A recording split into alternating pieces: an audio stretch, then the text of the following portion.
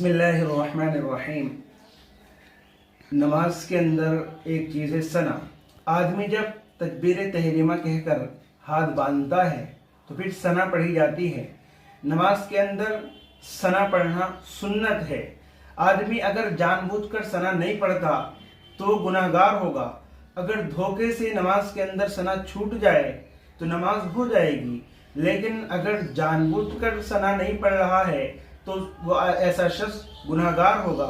अब दूसरी चीज़ ये है कि इमाम साहब नमाज के लिए खड़े हो गए, अब कोई पीछे से नमाज पढ़ने के लिए आया तो मसला ये है कि वो सना कब पढ़ेगा।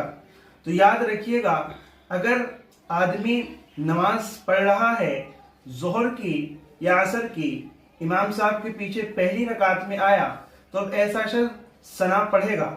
लेकिन अगर नमाज है फजर की, इशा की या ऐसे ही मगरिब की और इमाम साहब ने पहली रकात में तिलावत शुरू कर दी, तो अगर कोई पहली रकात में आकर शामिल हो तो ऐसे शख्स से सना साकित हो जाएगी।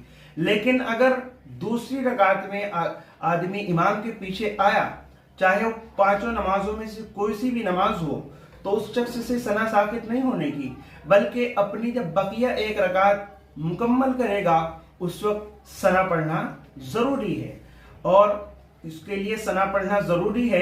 अगर सना जानबूझकर नहीं पढ़ी तो ऐसी सूरत में भी ऐसा शख्स गुनहगार होगा।